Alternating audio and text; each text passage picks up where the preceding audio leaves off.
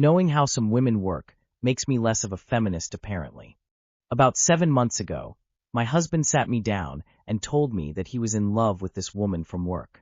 He said that he wanted to be honest and not cheat, but wanted to do it the right way and ask for a separation. At that point, he had changed towards me so much for the previous 6 weeks. His words came as a relief. He was cold, distant, combative, and wanted to fight for anything. I walked on eggshells around him toward the end. When he told me he was in love, it was the last thing I thought it was, so it came like a realization and relief at once. That is fine, was my answer. He was confused by my reaction, that it was probably for the best. I thought you cared more, to be honest, was his disappointed answer. I explained about the eggshells that I finally can stomp on now. He lived with me for 2 more weeks, and it was awkward. Seeing him all jumpy and excited like a little boy. I mostly stayed in my bedroom. When he moved out, I didn't see him for a month. He texted occasionally asking how I was, but I never answered.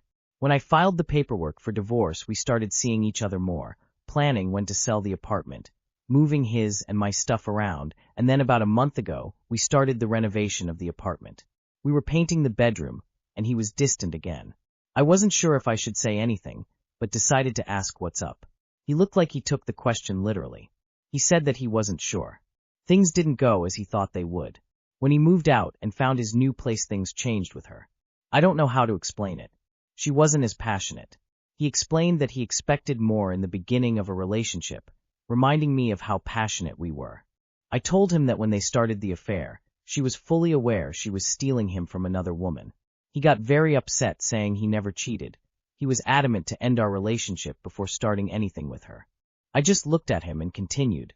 She was fully aware she was stealing you from another woman. Maybe that was the only excitement for her, and now you two have nothing. He didn't say anything for a while then. He said that he missed me. I asked if he was going to make this awkward, because then we can divide the job and work on the renovation on different schedules. He apologized and said that he didn't mean to offend me, but that he missed me all the time. I said, well, you offend me, because as opposed to them, I don't flirt with unavailable people. He thought my comparison was ridiculous. I just shrugged. Then yesterday, he sent me a text saying that I was right.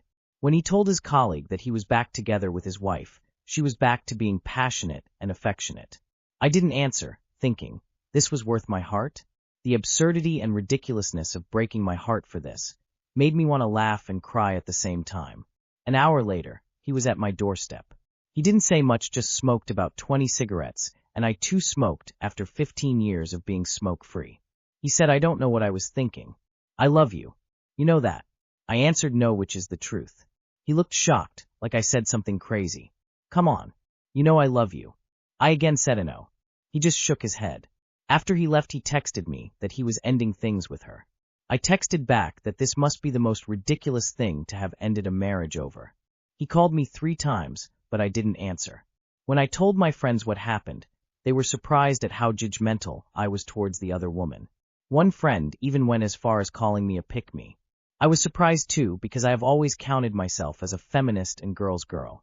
I didn't argue with them because I didn't have the energy, but also because they gave me something to reflect upon. I have never thought I would be in the wrong in this, having been feeling the victim for the past 7 months. Now I feel that maybe I wasn't, and it made me feel less angry for some reason.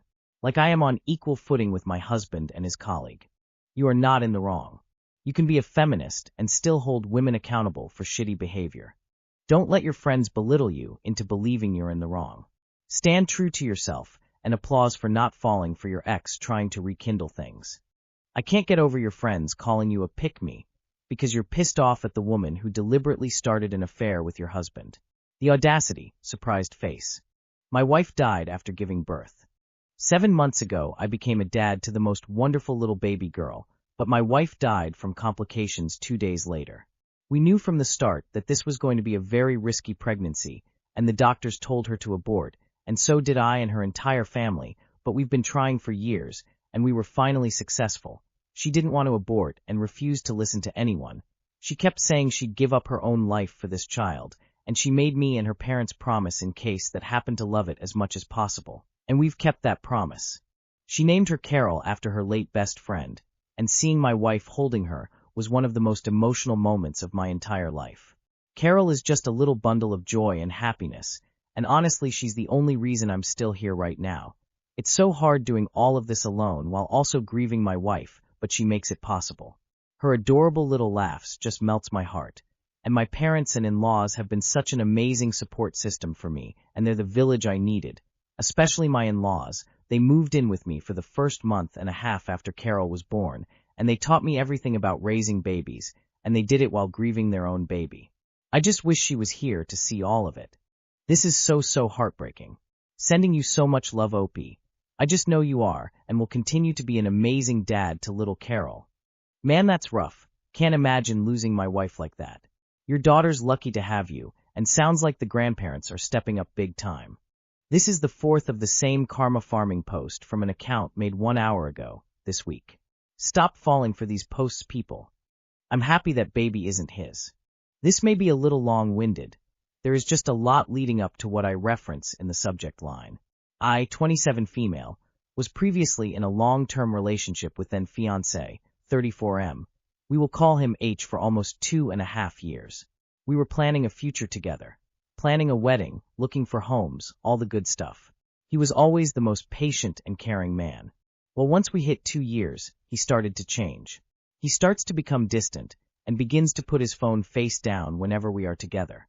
One day, after a heated argument about finding a bigger apartment, once our lease ended that month, he tells me he needs space, gets in his car, and disappears for 2 weeks. No calls, texts, anything. Which was the most stressful time of my life, because at that time I was pregnant, and was planning a surprise with my best friend to tell him.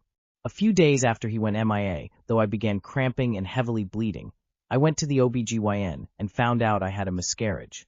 I was alone through all of it. I tried calling and texting H, and was met with no response.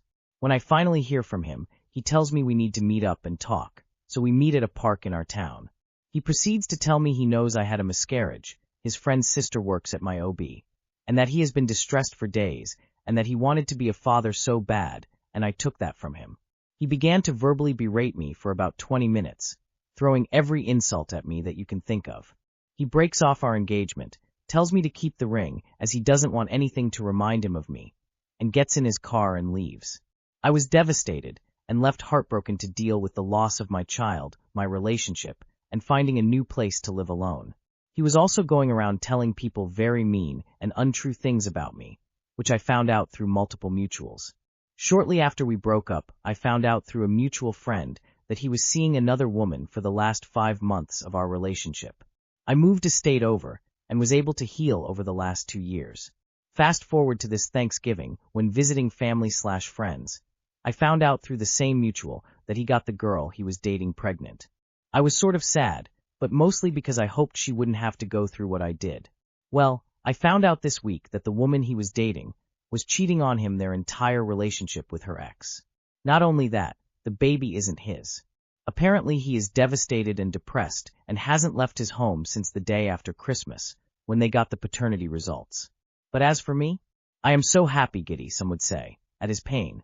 I do feel a little guilty about being so happy, but at the same time, I feel as though it's the universe paying him back for what he did to me. Karma. Sending you all the love, because you have escaped him, and hopefully you will find true happiness, smiling face with smiling eyes. His friend's sister works at my OB. Isn't what she did illegal? I'd burn her career to the ground. Make that call. And enjoy the peace of knowing that he burned his own life to the ground. I was groomed at 14, and my family encouraged it. When I was 14, I grew up in a very religious Christian household where dating and marriage at a young age were normalized. At the time, my sister was 18, almost 19, and dating her now husband, who was 21 at the time. People in our church and social circle, including my sister, encouraged me to talk to and date one of his friends, who was around 18-19.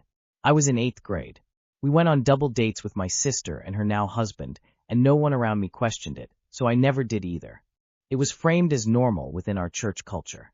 At the time, Ask.fm was popular, where people could ask anonymous questions. He would anonymously ask me questions to see where my head was at, and whether I liked other boys. I didn't know this at the time, but he would then reveal this to me.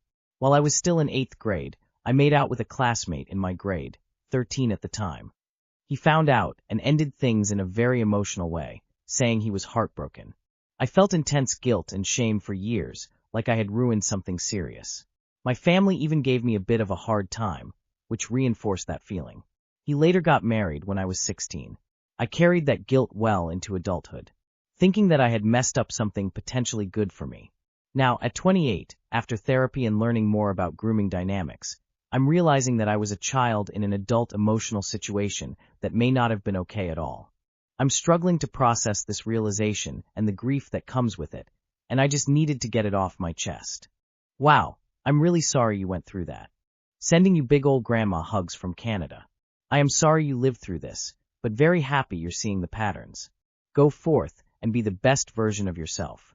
The fact it was normalized within the community is what's truly sickening. I'm sorry this happened to you. Christians love to spout on about morals while allowing their children to be groomed and indoctrinated into the cult to repeat the process.